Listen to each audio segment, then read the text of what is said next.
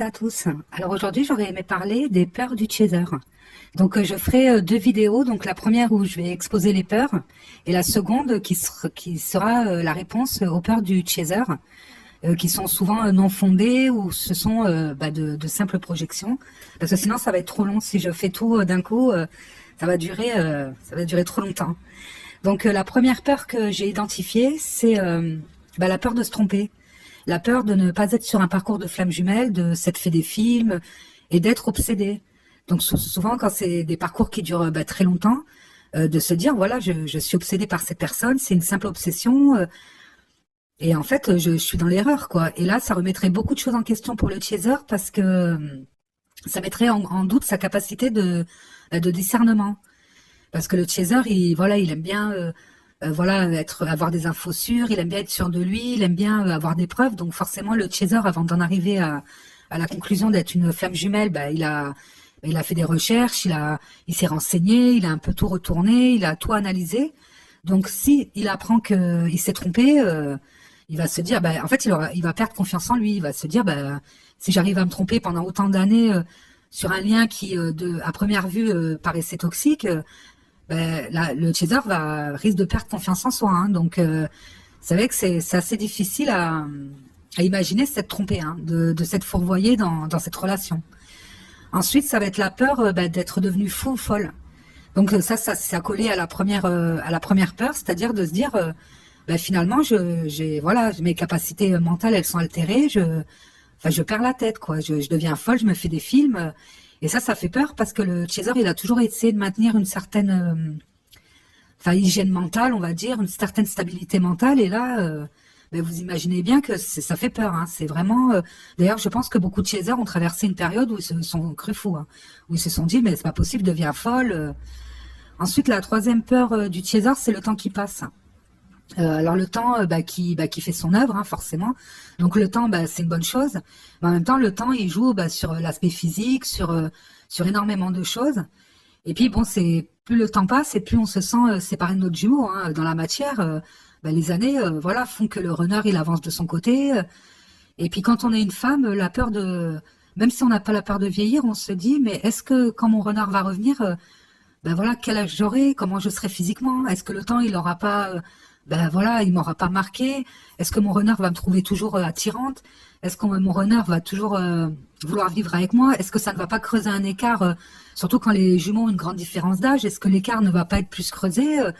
Donc ça, c'est une grande peur. Hein. C'est vraiment une des peurs, surtout je pense chez les femmes. Hein. Peut-être que les hommes n'ont pas ces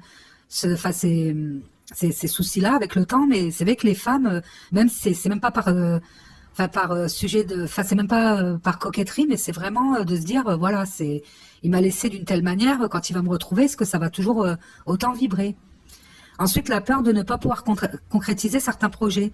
C'est-à-dire, si vous espériez avoir un enfant de votre autre, vous rendre compte que vous avez atteint l'âge où ça va peut-être plus être possible, ou peut-être que l'âge avançant, vous n'êtes plus vous n'avez plus forcément l'envie, de faire un enfant parce que vous avez atteint un âge où vous pouvez procréer, certes, hein, parce que pour moi, il n'y a pas d'âge pour faire un enfant, mais de vous dire je suis peut-être plus en capacité, je n'ai peut-être même plus l'envie de faire un enfant quoi. Donc ça c'est des choses qu'on avait projetées avec notre jumeau en se disant maintenant que le temps est passé, est-ce qu'on pourra toujours réaliser ce qu'on aurait voulu faire ou ce que j'aimerais faire avec mon jumeau. Donc c'est souvent des projets de vie, hein, c'est souvent ça. Ensuite la peur que le runner ne revienne pas. Que le runner finalement il ait refait sa vie et que son chaser il soit loin derrière et que le runner même s'il éprouve de l'amour pour son autre soit bien installé et puis et développer des sentiments pour une autre personne et puis ne juge pas utile de revenir vers son chaser, n'ait pas le déclic ou qu'il ait même le déclic et qu'il ne revienne pas. Hein. Ensuite une des peurs du chaser ça va être la peur de l'entourage du runner. Comme le runner il a été assez entre guillemets manipulé par son entourage, dont par la tierce principale dont j'ai déjà parlé. Donc la peur du chaser de ne pas être accepté par l'entourage et la peur que le runner se fasse monter la tête et qu'en fait les sphères extérieures interviennent encore dans la relation et que le chaser doive se battre pour s'imposer ou que le runner n'impose pas son chaser et que et que les sphères extérieures jouent un rôle négatif. Ensuite, ça va être la peur de rester sur la même longueur d'onde que notre autre. C'est-à-dire que quand on a été en début de lune de miel, c'était fluide, c'est cette période qu'on cherche à retrouver, hein. C'est le début de la lune de miel, quand tout était fluide, quand les sentiments ont commencé à jaillir, quand la reconnaissance a été faite, quand on a commencé à avoir des phénomènes énergétiques avec son jumeau. Et c'est vrai qu'on a peur que quelque part on ne retrouve pas cette magie, que le jumeau ait évolué de son côté, nous aussi, et que finalement on ne soit plus du tout sur la même longueur d'onde et qu'on n'arrive pas à s'entendre, hein. Donc c'est vrai que ça c'est assez, voilà, ça peut être assez bloquant, hein, pour le chaser. Parce que bon, forcément on a un peu idéalisé la réunion, les retrouvailles, donc on a peur que la magie retombe, hein, forcément. Ensuite la peur que on ne s'accorde plus, voilà, la peur de finalement de ne pas vraiment vouloir cette réunion, la peur de voilà quelque part de ne plus voilà pouvoir, enfin avoir les capacités de laisser une place aux jumeaux. Donc voilà, est-ce qu'on va pouvoir s'accorder? Parce que le problème c'est que le temps quand il passe, le jumeau devient limite un rêve, un idéal, un fantasme, hein. C'est vrai que vu que en 3D il se passe pas grand-chose, donc forcément on a rendu cette relation un peu, voilà, un peu fantasmagorique, hein, je sais pas si c'est le terme, mais voilà, c'est une relation c'est un peu un rêve, hein, quelque part, et faire descendre ça dans la matière, c'est pas évident, parce que bon, forcément, on a incarné, on a pris des chemins de vie différents, le temps de la séparation, donc c'est vrai que si les chemins viennent se recroiser, est-ce qu'on arrivera à tenir la route, quoi, et à se tenir la main et à avancer ensemble. Et aussi la peur la peur de souffrir à nouveau. Donc ça, d'ailleurs, j'aurais dû la mettre dans les premières peurs, parce que la peur que le jumeau, il refasse des volte-face, qui reprenne la fuite.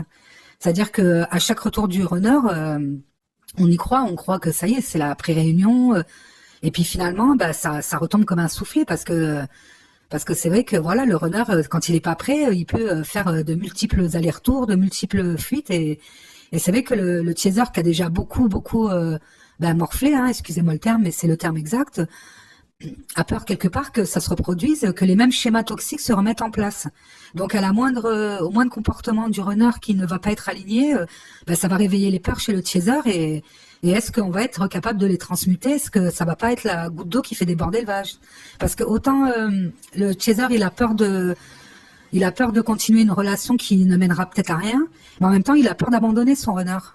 Il se sent lié à son runner, et il a peur de l'abandonner dans ses masques, dans son faux self et dans ses comportements toxiques, hein. Donc c'est vrai qu'on se sent un peu, voilà, un peu garant de notre runner, hein. Donc ça, c'est vrai que c'est assez difficile, hein.